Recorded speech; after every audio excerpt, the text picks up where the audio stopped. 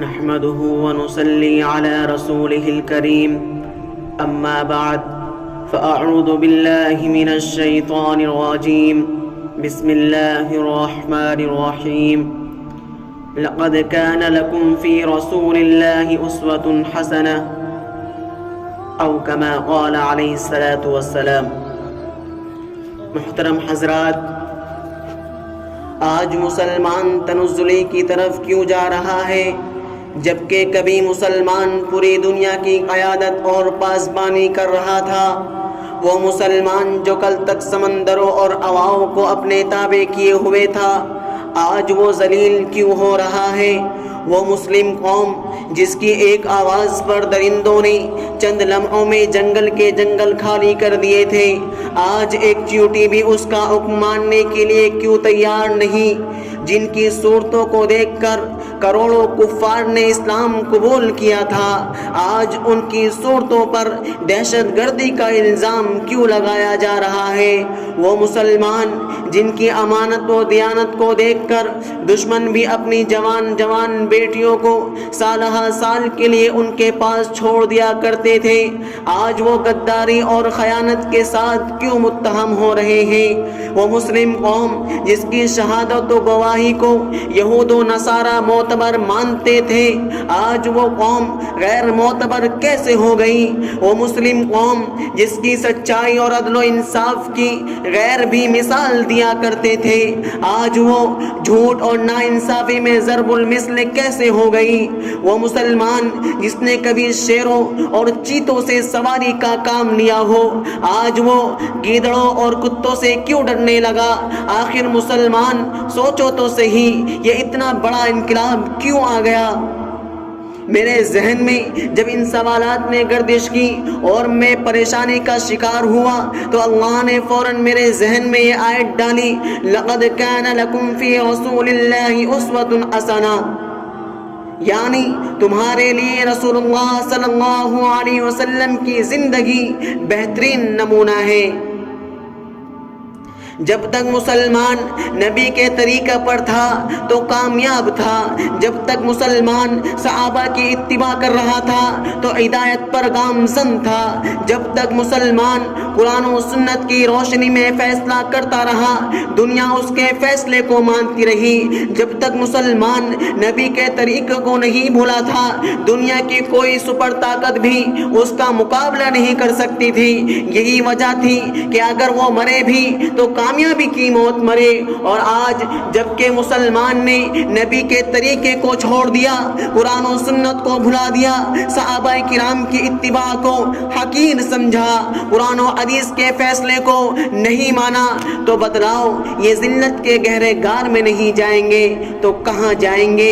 یہ ہلاک نہیں ہوں گے تو پھر اور کیا ہوگا؟ میرے پیارے دوستو، آب زر سے لکھے جانے کے قابل اور میزان عدل میں تولے جانے کے لائق ہے یہ بات کہ آج جتنی بیماریوں نے جنم لیا ہے، جتنی رسوم و بدعات پیدا ہو گئی ہیں اور جتنی خرافات آج پھیل رہی ہیں، یہ سب جو بھی کچھ ہو رہا ہے نبی اکرم صلی اللہ علیہ وسلم کے طریقے کو چھوڑ دینے اور قرآن و سنت کو بھلا دینے کی وجہ سے ہو رہا ہے۔ مسلمان پریشان اگر ہوا تو آقا مدنی صلی اللہ علیہ وسلم کے طریقے سے اعراض کرنے کی وجہ سے ہوا، مسلمان اگر مقروض ہوا تو سنت پر عمل نہ کرنے کی بنا پر ہوا، مسلمان پر دوسری قوم اگر مسلط ہوئی تو صحابہ کی راہ سے روگردانی کی وجہ سے ہوئی، مسلمان حالات عاجلہ میں بم، میزائل، گولیوں کا نشانہ بنائے گئے تو وہ نبی کی سنت جہاد کو چھوڑنے کی وجہ سے ہوا۔ مسلمان وہ نہیں جس کو حالات بدل دے، بلکہ مسلمان تو وہ ہے جو خود حالات کو بدل دے۔ غیر قومیں ترقی پر کیوں نہ ہو جبکہ غیر قوموں نے نبی کے طریقے کو اپناتی جا رہی ہیں، ہر سنت کو وہ اپنی زندگی کا نصب العین بنا رہے ہیں۔ बड़े बड़े साइंसदान सुन्नतों के फवाइद कसीरा को देखकर ईमान लाने पर मजबूर हो रहे हैं। मुसलमानों, आज हमें तो राहत और आराम से इतनी फुर्सत नहीं कि मुताला करें, वरना तो जदीद साइंस और सुन्नत नबवी जैसी किताबों का मुताला करके देखो, हजारों वाक़यात तुमको ऐसे मिलेंगे कि दुश्मन इस्लाम यहूद और नसारा कितनी तेजी के साथ सुन्नतों को अपनाते जा रहे हैं। यहाँ तक कि बैतुल खला में जाने की सुन्नतों को भी उन्होंने नहीं छोड़ा। मैं ज़्यादा तफसील में नहीं जाना चाहता। रसूलुल्लाह सल्लल्लाहु अलैहि वसल्लम ने फरमाया था, मूंछों को अच्छी तरह पस्त करो और दाढ़ी को बढ़ाओ। मुसलमानों ने उसका उल्टा करना शुरू कर दिया। नबी सल्लल्लाहु अलैहि वसल्लम ने फरमाया था, सलाम को रिवाज दो, मुसलमानों ने उसको भुला दिया। नबी ने फरमाया था, दुनिया से बचो, आज मुसलमान दुनिया के पीछे पड़ा हुआ है। मुसलमानों, तुम मोहम्मद सल्लल्लाहु अलैहि वसल्लम की सुन्नत से एराज करके जब नबी होने का दावा करते हो, तो आका काली कमली वाले सल्लल्लाहु अलैहि वसल्लम का एक फरमान और सुनते जाओ। आप सल्लल्लाहु अलैहि वसल्लम ने फरमाया था, मन रगिब अन सुन्नती फलैसा मिन्नी, जो मेरी सुन्नत को छोड़ बैठा उसको कह दो कि मेरी उम्मत की फहरिस्त से निकल जाए। जहाँ चाहे जाए, जो चाहे बन जाए, यहूदी बन जाए, नसरानी बन जाए। रहमतुल लिल आलमीन सल्लल्लाहु अलैहि वसल्लम का फरमान है, जो मेरी सुन्नत से प्यार करता है वो मेरा आशिक है। ये दाढ़ी रखना हुजूर सल्लल्लाहु अलैहि वसल्लम की सुन्नत है, मूछे कटाना आका की सुन्नत है, अस्सलामु अलैकुम कहना महबूब किबरिया की सुन्नत है।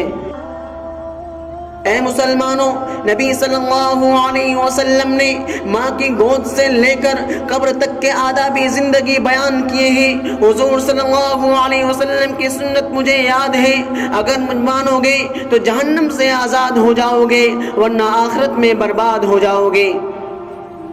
आओ एक सहाबी का वाक़या सुनाता हूँ। एक आशिक सादिक नबी सल्लल्लाहु अलैहि वसल्लम का तरबियत याफ्ता सहाबी, जिनका दाढ़ी का सिर्फ एक बाल था, एक मर्तबा हुज़ूर अक़दस सल्लल्लाहु अलैहि वसल्लम को हंसते हुए देखकर अपने दिल में ख्याल किया कि आक़ाए मदनी सल्लल्लाहु अलैहि वसल्लम मेरे इस बाल पर हंस रहे हैं। इसलिए आप सल्लल्लाहु अलैहि वसल्लम की आंखों से ओझल होकर उस बाल को तोड़ डाला।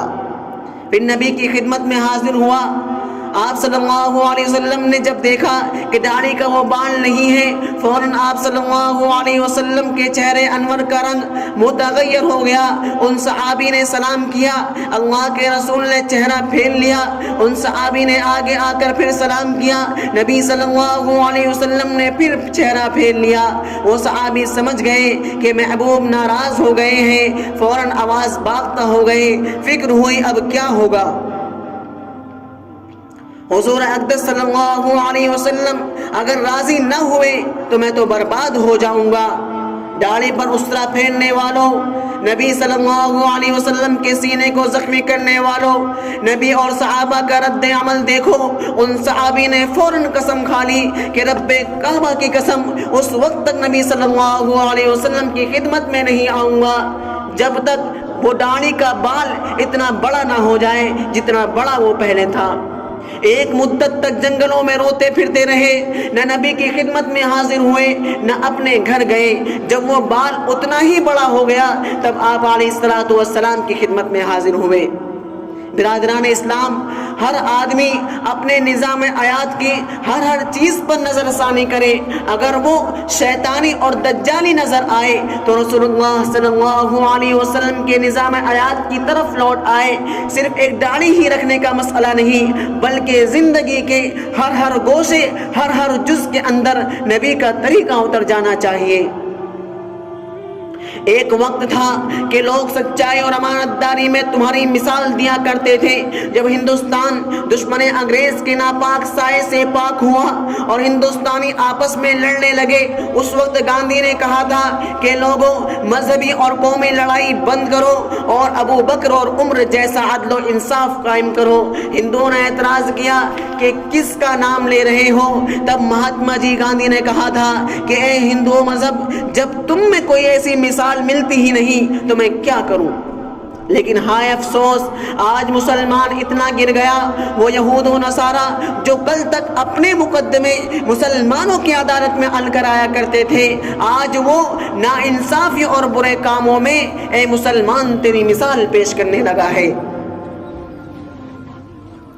اسلام کے نوشگفتہ پھولوں انگلینڈ کا واقعہ ہے۔ ایک شخص وہاں جا کر ملازمت کرنے لگا اور اپنی مزدوری کی رقم کارخانے کے مالک کے پاس جمع کر دیتا ہے اور کہتا ہے کہ جب میں اپنے وطن جاؤں گا یہ رقم تم سے وصول کر لوں گا۔ کچھ مدت کے بعد جب اس ملازم نے اپنے وطن لوٹنے کا ارادہ کیا تو وہ اپنی رقم وصول کرنے کے لیے کارخانے کے مالک کے پاس گیا اور اپنا ارادہ ظاہر کیا، مگر کارخانے کے مالک نے یہ کہتے ہوئے انکار کر دیا میرے پاس تمہاری کوئی رقم نہیں ہے، اور اس سے کہنے لگا کہ تم مجھ پر الزام تراشی کر رہے ہو، اور اس کو اپنے پاس سے بھگا دیا۔ اب وہ ملازم پریشان ہوا، اس نے عدالتوں کا سہارا لینا چاہا، مگر اتنا انصاف کہاں کہ حقوق دلوا سکے۔ دوست و احباب اور ملنے جلنے والوں نے بھی اس بارے میں اس کی کچھ رہنمائی نہ کی اور سب اس سے دور ہو گئے۔ کسی نے اس سے بتلا دیا کہ فلاں مندر میں ایک گرو جی رہتے ہیں، اس سے جا کر شکایت کرو، وہ تمہارا حق دلوا سکتے ہیں۔ وہ گیا اور اپنی تمام روداد بیان کی اور اس سے اپنے معاملے میں مدد طلب کی۔ گرو جی نے ایک چھوٹی سی پرچی لکھ کر اس کو دی اور کہا اس کو لے جاؤ اور اس کو کارخانے کے مالک کو دکھا دینا اور پھر اپنی رقم کا مطالبہ کرنا۔ وہ گیا، وہ پرچی جو ہی اس سے دکھائی اور اس نے اس کو پڑھا، فوراً اس کی رقم اس کے حوالے کر دی۔